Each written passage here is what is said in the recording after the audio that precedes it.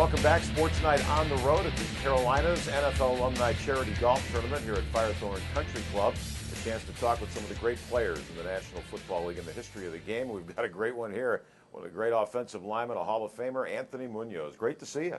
Thanks for having me. It's good being here. How often do you play in these events? You any good on the course? It goes swing to swing, hole to hole. We played 9 today, and things were going well, and then the wheels kind of fell off on the 9th hole. So, I enjoy it, and I play in quite a few. And like I said, sometimes the game's good, and other times not so good. Being with the Carolina Panthers having been around since 1995, their original offensive line coach was a guy named Jim McNally. And I remember your Hall of Fame induction speech. Jim couldn't be there because he was coaching with the Panthers at the time, but you made a point to mention Jim McNally. Talk about Jim and what he meant to your career. Well, that's right. He was here. Actually, I was here at the minicamp with Jim, coaching some of the guys, and that was a blast when the team first started. Jim's unbelievable. I mean, they hired Jim in January of 1980, drafted me in April of 1980, so we basically cut our teeth together in the NFL, and just a tremendous coach. I mean, there's a guy that, consumed with football, and he was an unbelievable technician, still is. Still doing a tremendous job. So it wasn't about just getting the job done, but taking the right step every single time, and that's what I loved. I loved being technically sound, and for 13 years, I share with people. I speak a lot, and I say, you got to remain coachable, always learn.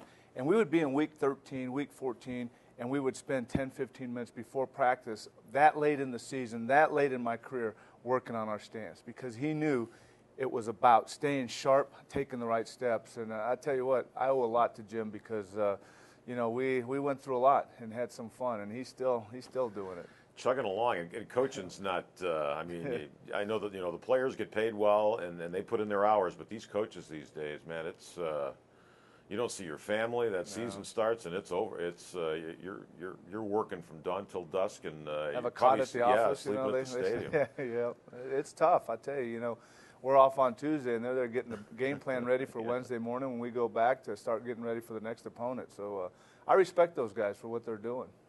Talk about your years with the Bengals. And you had some great teams. You got to the Super Bowl a couple of times. Unfortunately, there was that San Francisco team that some guy named Joe Montana. Yeah, Jerry Rice, Ronnie Lott.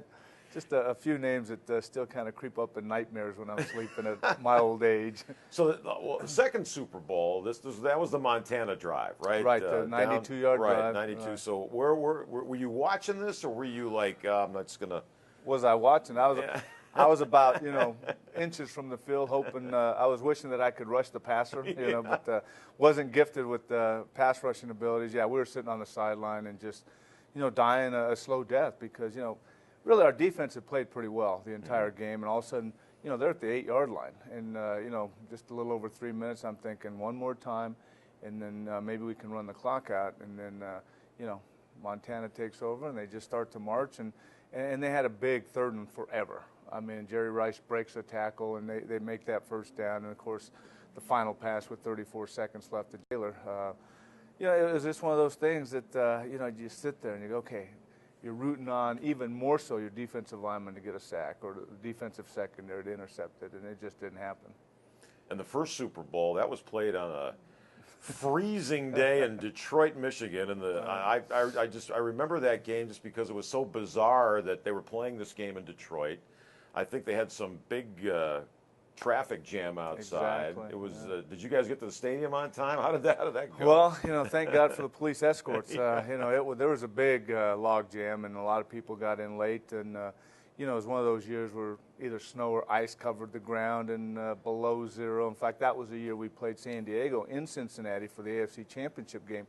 And usually pretty mild, not too bad. And it was 59 below, the freezer bowl in Cincinnati. Geez. So, it was a little cool that game. But then we get up to Pontiac, and I'll never forget, we had the week up there. You practice a week at home, and then you get up for the week. And I tell people the highlight is we had rent-a-cars to, if we wanted to go out and check out the city. Well, of course, we weren't going anywhere. We'd go in the back parking lot. We were just having fun making donuts on the ice in the back. So, but, yeah, that was a goal line stand. That was, really what killed us was right before halftime. We were down 14-zip, and they squib the 2 kicks, and they kick 1 field goal. They squib it again. They recover So it's instead of 14 zip at half, we're down 20 zip and really couldn't recover. We almost recovered. Yeah, you made a run in there. We made a run, and we had a lot of momentum until that goal line stand.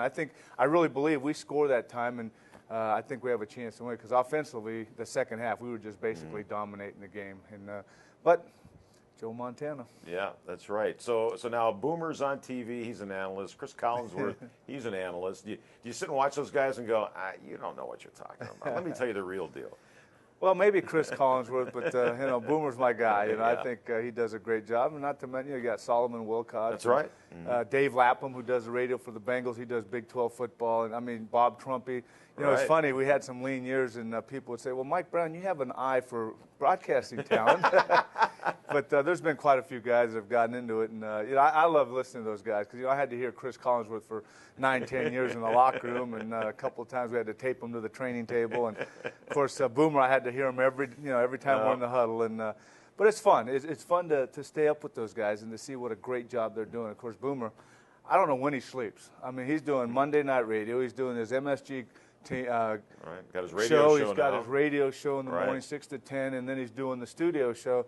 The guys just, Chris and I are doing quite a bit together in Cincinnati, and Chris says, I hope they don't find Boomer one day sitting there in a coat and tie, just kind of, sleeping, but they do. Both those guys are tremendous at what they do, and I'm extremely happy for the job they're doing. And your coach, Sam Weiss, I mean, he's in the broadcasting too. Right, Sam, and hopefully, he had that accident with his vocal cord. He was doing a tremendous job prior to that.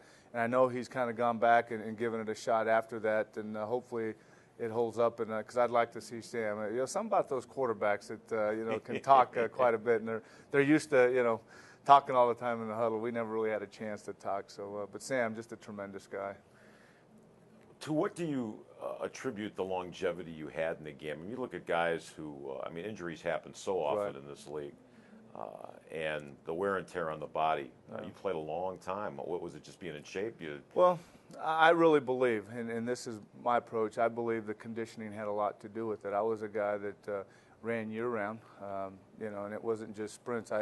I ran a lot of distance in my playing days from January until close to minicamp, and then I did the interval training with sprints and also distance. I ran distance during the season, and then I took my weight training serious. I lifted 3-4 days a week year-round, and it was one of those things that I really believed mentally as well as physically. Fourth quarter rolled around, week 1 or 2 that I had the advantage, and week 15, 16 I felt that I had the advantage because of my training in the offseason. I tell young guys, I say your training from January until camp is just as important as what you do during the season. I'm a firm believer in that, and of course it's something that I had some minor stuff in the pros, but I was fortunate enough to not miss a game until my 11th year and start 185, 186, where a little different in college. I had the 3 knee operations in 4 years, had 1 healthy season, so I think having gone through that really made me focus and realize that the game could be gone in a second, and if it wasn't for the conditioning and weight training that you weren't going to last that long, in addition to all the other stuff, the mental preparation and really taking that seriously. And because I've seen a lot of guys in my playing days and even now that are just loaded with physical ability, but their inability to do it up top, really, they don't last that long. Being in the Hall of Fame, what did that moment mean to you? Wow, it's amazing. Next year will be 10 years. I still pinch myself. I still, I'm sitting next to Merlin Olsen and Bob Lilly and up there with Gail Sayers. It's a tremendous honor. I mean, it's very humbling. I mean, it's something that I've heard guys talk about. Well, when I was playing, I had a goal of being a Pro Bowl. I had a goal of being a Hall of Famer. For me, my goal was to be the best lineman and to be in the Pro Bowl every year. The Hall of Fame was like, Deacon Jones and Bart Starr, and right. That's the Hall of Fame. I'm just getting through my career, and all of a sudden you retire and they start talking about the Hall of Fame. And, it's mind-boggling when you think about how many guys have played in the league, 19,000 guys, and there's 241 in the Hall of Fame, and it's like, wow, what an honor. And it really is. It's humbling. And the guy that really, I guess, said it best, and the only regret the year I went in, 1998, is that this gentleman passed away in March of that year, and was, of course, the luncheon we have up there carries his name. It's the Ray Nitsky Memorial Luncheon. And I think he said it best when I was talking to him. I got to know him really well. He said, Anthony, isn't it amazing the privilege we had to play in the NFL? He says, there's a lot of guys that think it's a privilege for the league to have them. And I'm here. You got one of the greatest middle linebackers of all time who played on some of the greatest Green Bay Packers team for one of the greatest coaches. And I'm sitting there at a very young age going, But and that's how I feel. What a privilege. I mean, we say it all the time, but you look at guys like Billy Shaw and Jack Youngblood that are here, and Elvin Bethea, and competed against those guys. When I first got in the league, Elvin Bethea was right across from me. But now we're on the same team, and we'll always be on the same team. We won't be cut. We won't be traded. So that's exciting to look at that and to see that's what the Hall of Fame is all about. Still in Cincinnati, though. That's still home. And Cincinnati's home. Still a Bengals fan. Still love the game. Still love talking about it. I'll never say never, but it would take something drastic to get us out of Cincinnati. Both kids were born and raised there. My wife and I love it in Cincinnati.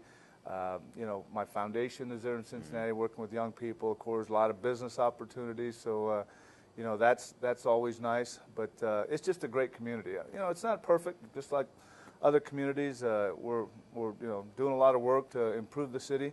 But it's a very active city, and I love being active in the community, and we have a lot of groups that are active.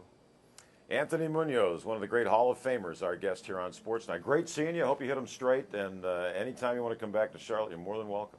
Bill, thank you very much. Thanks for having me on.